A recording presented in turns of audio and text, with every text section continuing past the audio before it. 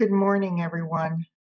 My name is Maricel Hernandez. I'm the chairwoman of the Chicago Board of Elections, and I will call to order the regular board meeting of today, November 23rd, 2021. With me is Commissioner William Cressy. Present. Next item on the agenda is the consideration of the agenda. Do we have any proposed changes? If not, then we'll proceed with the approval of the regular board meeting minutes of October 26, 2021. I will move to approve the minutes. Commissioner Cressy seconds. Okay. Properly moved and seconded. All those in favor say aye. Commissioner Hernandez says aye. Commissioner Cressy votes aye. Motion passes. Next item on the agenda is the Executive Director's report. Mr. Holliday. Morning, Madam Chair and Commissioner Cressy. On last week, I participated in the fall conference of the Illinois Association of County Officials in Bloomington, Illinois, where the session spoke on American Relief Plan Act fund, was discussed on how funds would help counties to remedy the mismatch between rising costs and falling revenue, and how it would build stronger and equitable economics due to COVID-19. These funds will assist with us counties having to get computers, any necessary elections needs. This is part of the bill that the president signed, and these funds could assist us in the preservation of the large ledgers from the 1800s that are slowly deteriorating. Also during the session, I attended sessions on the increased trusted information that was given by the state board and election security, physical security of polling locations, election facilities, and of election officials. And we ended the session by participating in a cyber exercise tabletop vote 21 with the state board, which was very interesting. Different scenarios on items and how we as jurisdictions will address those. A brief status on our redistricting. Our team has validated state, congressional, and representative district map boundaries, created congressional district maps citywide, and have started mapping out individual congressional maps. Our team is completed with mapping out and printing of the Cook County Board maps. Myself, along with Assistant Director Sandra Spear, our Finance Manager Kimberly Carrillo-Walker, and Procurement Coordinator Opal Walls, we met with the Roth & Company where they introduced us to a new member of their team that will be helping them with our internal audit. Attended the quarterly meeting of the Multi-State Informational Sharing and Analyst Center, again bringing us up to date on malicious domain threats and cybersecurity updates. And as I have stated in the past, our security expert has stated that we're in good shape and nothing has, no one has tried to penetrate our system. And last, I've completed interviews for our HR position, well, along with our assistant director and Joan Agnew. We've completed interviews for our open position for HR. And next month's meeting, we will introduce or have that candidate for you, Madam Chair.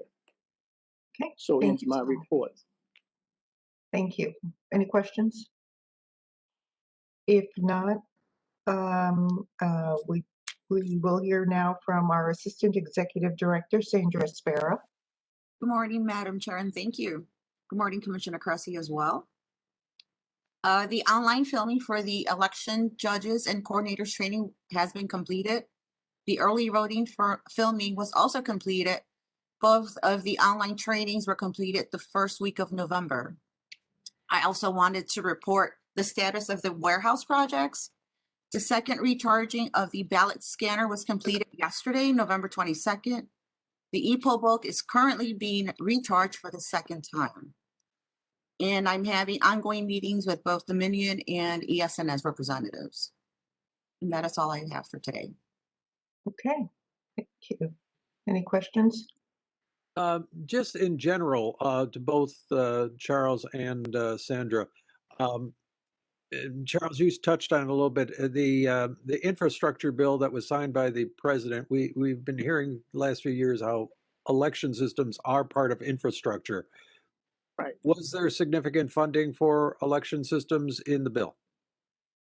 Well, what I was given was that for Illinois, there was a 19.8 million. So I'm reaching out and getting more details on that to see the possibility and of that, what can be used to help us with the needs that are required here at the board. Okay, thank you, Charles. And now we will hear from our Public Information Director, Max Bevar. Max? Hello, everybody. This is Max Bever, Director of Public Information. Just a few updates from our end from the last time that we had a board meeting. We celebrated Election Hero Day on November 1st and highlighted 6 different election judges, both through their stories and their words and quotes. Was a fun experience for social media. I am working with executive staff.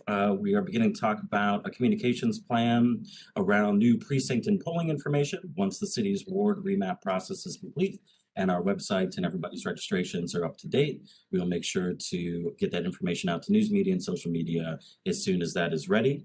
And the second podcast episode was released since then on the history of the board.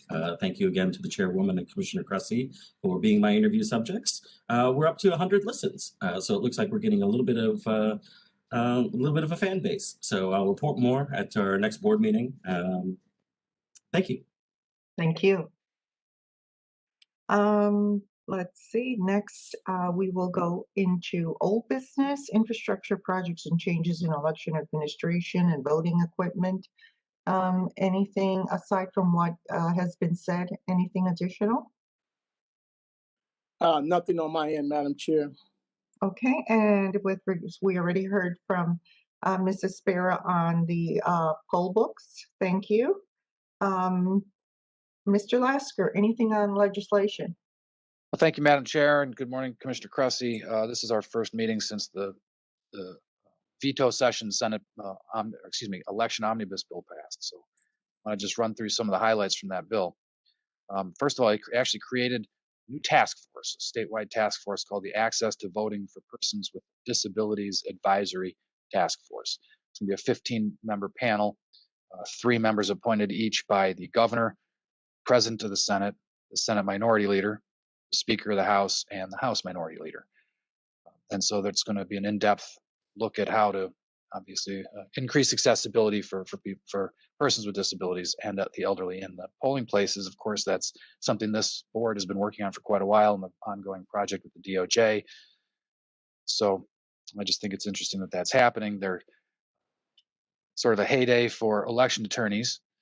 Because the statute expressly requires the president of the Senate, the Senate Minority Leader, the Speaker of the House, and the House Minority Leader, that at least one of the 3 people each of them appoints has to be an attorney with election law experience. So, yay for election attorneys. Before anybody gets too excited, I'd point out the statute also expressly states it's an unpaid service. So, but I look forward to hearing what comes from that panel. Hopefully, have some good results. Also. No later than 90 days after the 2022 general election, the state board will be required on its applications for voter registration to include the categories for gender of both male, female, and non-binary. The big corrective measure went through and successfully created just 1 filing period for the candidates for the November general election. This is a matter that Trish identified, and we communicated with the state board. That the legislation had, we believe, erroneously created 2 separate filing periods, one for the state and judicial candidates, a separate filing period for the county officers. It's never worked like that before. It would have caused a lot of havoc with electoral board cycles, so we're glad they cleaned that up. All of those candidates for the November election now file for July 5 through 11. Big news for our operations. This is a statewide change, but it really is helping out, as you've been hearing. Trish, We've it all looks been like talking. everybody is having difficulties. I think we're okay, Charles. I think you may be the only person. I'm sorry, Adam, So go ahead. our people, if people are hearing me, I'll continue then. Charles, I'll follow up with you afterwards and make sure you heard all this. But as you know, Charles and the rest of the staff have been working towards reducing precincts whenever possible, and we had been somewhat tightly restricted in the ability to do that by the current legislation, which had a maximum of 800 actual voters or 600 registered voters per precinct. That number has now gone up to 1,800 registered voters is what will be allowed for precincts that exist in a county with 3 million or more inhabitants. It's slightly smaller and smaller number in smaller jurisdictions of 1,200. So we're actually going from a statutory cap of 600 registered voters or 800 actual voters up to 1,800 registered voters, more than tripling the size of the number of registered voters that can be within a precinct. For anyone who has alarm bells going off in their head from hearing that, I do want to remind you that the original statute that set this at 600 registered voters, that was created long before the invention of early voting and long before no excuse mail-in voting. So we now, in this past election, Max, please correct me if I'm wrong, saw approximately 2/3 of our votes cast before election day. I think that was where we were at. So when you think about it, the only 1/3 of the registered voters are actually coming to the precinct. And so when you increase the size by 3 times, you basically are going to get the same target number of people actually using the precinct. We don't anticipate that our reduction of precincts is going to cause longer lines. It's not designed to do that. We're just doing it to trim off where we have excess, which is going to help us save money with equipment, with cartage, with election judges and training. So it's a really great statutory improvement here that is a countywide issue, was fully supported by AECOI, the Association of Election Commission Officials of Illinois, and by all the county clerks. So we're glad that passed. Here's another example now, moving on to something where Chicago has led the way for I don't even know how many years. I see Mr. Goff on the meeting here. This is something that he pushed for. Lance, maybe you'd have to tell us how long ago. Chicago has had a wheelchair accessible voting booth, what we call our lowered booth, in every one of its precincts for a long time. That's now going to be required statewide. So it's no change for us. We're already doing that, but I just want to, it's yet another example of where Chicago has led the way. Hold on just one moment, please. Okay, all right. I think you're actually the only one having problems. You're the only one having problems, actually. Yeah, we're all here. Yeah. So I'm sorry for that interruption. That was Mr. Holliday coming from his office to mine to say he's still having technical difficulties. IT department is on the way. He wanted to let me know that I was talking to nobody. He thought you weren't all hearing me. Problem apparently is only with him. Anyway, he's trying his best to get back on. It's part of that infrastructure we need to improve on. All right. There you go, right there. Yes. So anyway, congratulations again to the Chicago board for leading the way with wheelchair accessible booths. We'll obviously continue doing that. For vote centers, as we all know, we've used them in 2020, and it was a tremendous safety net during the pandemic, but also for some issues that were not pandemic related. So it is something we've been pushing for and hope to see on a permanent basis. The legislation they passed last summer for the 2022 elections allowed for vote centers to continue in the primary, did not include the general. They have now expanded it to include the general. So we will be able to have our universal vote sites open on election day, both in June and November, but that's as far as it goes at this point. The statute self-repeals at the beginning of the year. So for our municipal elections, 2023, that is not yet guaranteed. So we'll have to keep working on that. Everybody I hear from believes it would be a travesty to take away this benefit from the voters. Now that you've given it to the voters, they've all, many of them have loved it. And we, of course, love it administratively because it helps a lot of problems when it comes to polling places that have, like the one that flooded in our last election. So anyway, we'll keep our eye on that moving forward, but at least we get to do it for November. And finally, there's a lot of things in the bill here that I'm skipping, things campaign finance related, things that just don't directly affect our board. But the last thing I want to mention is they've changed one numeral in one section that deals with the redistricting of the judicial subcircuits. It previously the statute said that the judicial subcircuits shall be redistricted in 2021. It now says in 2022. We're not quite sure what that means yet, but we're thinking and hoping that it might not happen until after the November election. The reason I say that is that it's getting kind of too late for that. They haven't started the process, is my understanding. If they can't get it done before the primary, it would probably be best for them to leave it alone until after the November. But either way, we'll keep an eye on what happens with those judicial subcircuits, of course, and that's the last substantive change in the legislation. So unless there's any questions, that ends my statement. Okay, thank you. Uh, Questions? Yes, a couple of questions, Adam. With regards to redrawing the precincts, are we going to be using our current ward maps to redraw, or are we have to wait for the city council or referendum for new maps before we redraw?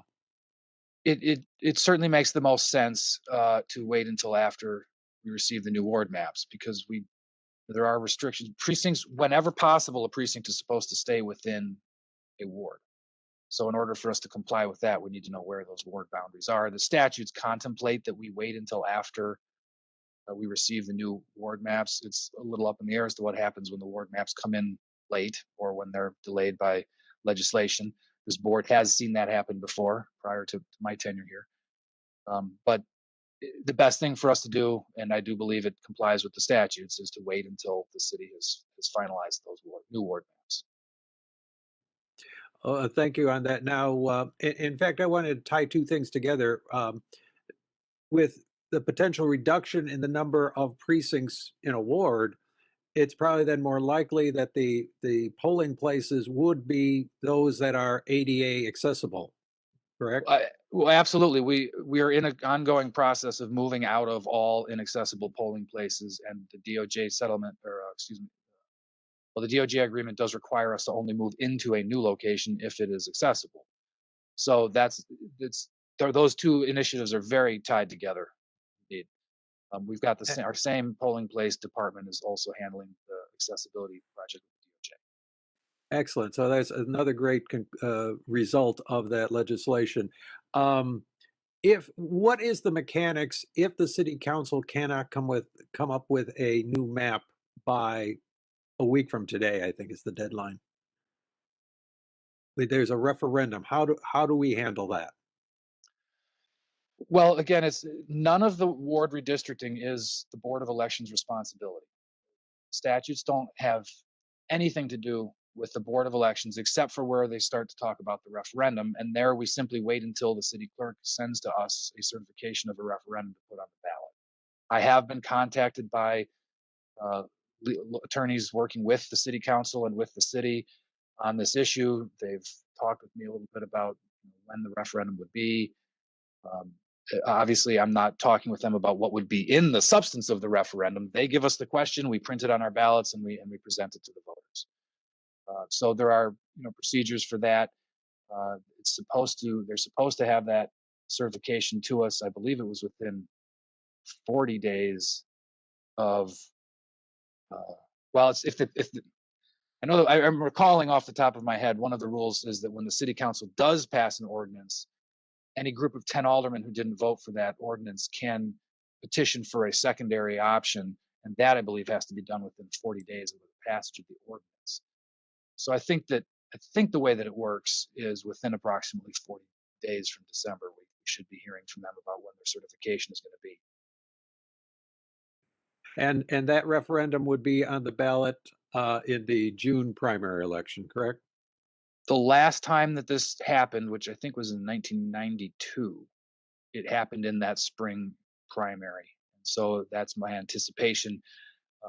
Having it in the November election really makes it problematic for having those new wards set up and established for the subsequent February 2023 municipal election.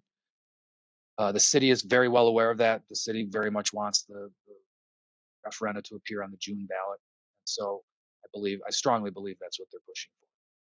And one final thing, much like the way the redistricting or the redrawing of the precincts will help make things more accessible, a happy happenstance.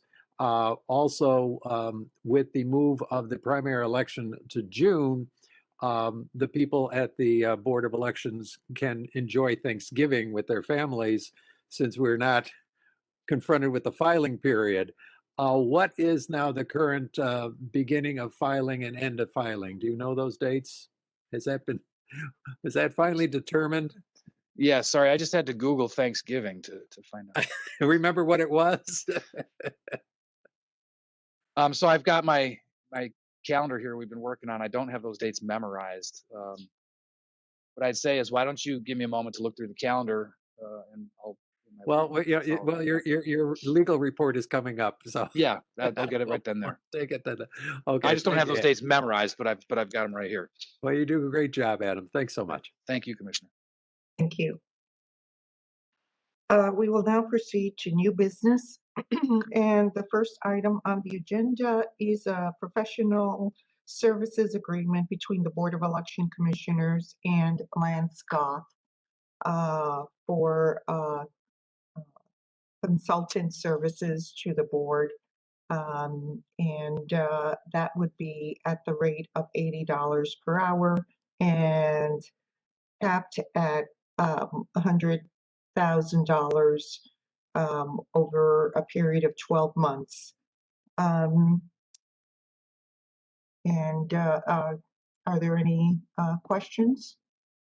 If not, I will move to approve the professional services agreement between the Board of Election Commissioners and Lane Scott for the period of December 1st, 2021 through November 30th, 2022 at the rate of $80 per hour and up to $100,000 over the term of the contract. Is there a second? Commissioner Cressy seconds. Properly moved and seconded. All those in favor vote aye. Commissioner Hernandez votes aye. Commissioner Cressy votes aye. Motion passes, and thank you, Lance Goth, for your services. They're very valuable, and we appreciate everything you do, your experience. Thank you very much. I'd like to thank the board again. Thank you. I already thanked Charles. I'd like to thank the rest of the board members. Thank We're lucky to have you, and they haven't gone off to become executive director of elections in Tahiti. you. But I did file for it. Oh, well, thank you. Next item on the agenda is the disposition of the human resources time records from 1992 through 2010. And these include the early voting timesheets, the punch details, daily absentee reports, per diem absentee and standby judge payroll records. Any comments, questions? If not, is there a motion to dispose of these items? So moved by Commissioner Cressy. And I will second Commissioner Hernandez. It's been properly moved and seconded. All those in favor state aye. Commissioner Cressy votes aye. Commissioner Hernandez votes aye. Motion passes. Thank you. Next on the agenda, we're back to our to the legal report. Mr. Lasker. Thank you again, Madam Chair, Commissioner Cressy. So the filing period, first of all, the circulation period for the June primary will begin on January 13th, the petition circulation period.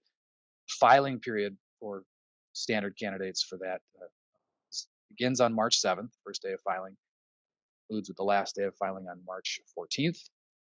Deadline for filing the objections is March 21st. Then it will be time to rock and roll with electoral board hearings. So it's going to disrupt our St. Patrick's Day festivities, but that's about it. Yeah, Maybe we'll spring break for us who are in academia. We'll just drink our way through the hearings. Yeah.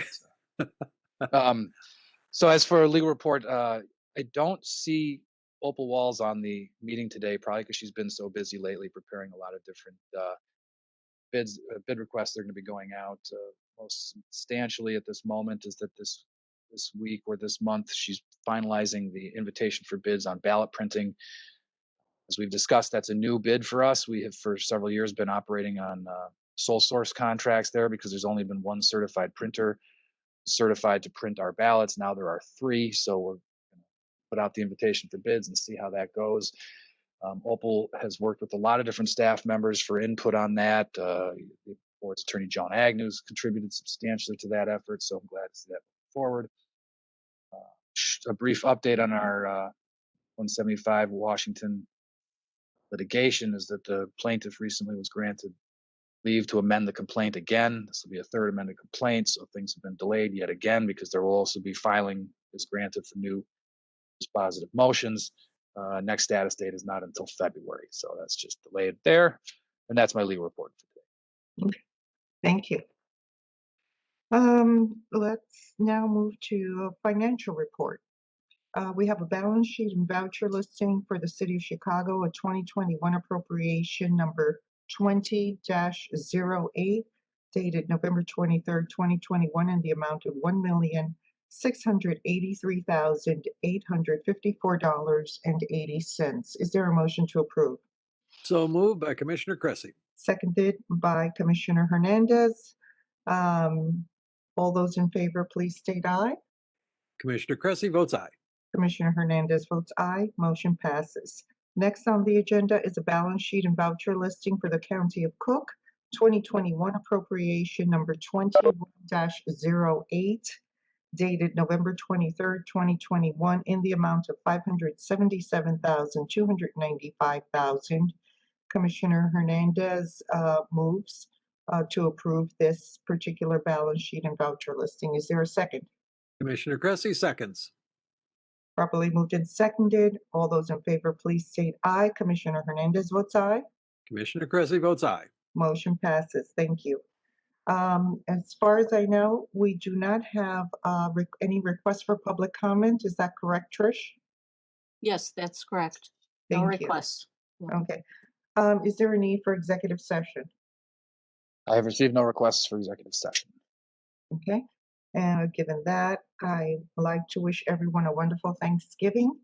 And I will make a motion to adjourn to our next regularly scheduled meeting. Is there a motion? Is there a second? Commissioner Cressy wishes everyone a happy Thanksgiving as well and seconds the motion. Probably moved and seconded. All those in favor, please state aye. Commissioner Hernandez votes aye. Commissioner Cressy votes aye. Motion passes. Take care, everyone. Have a great Thanksgiving.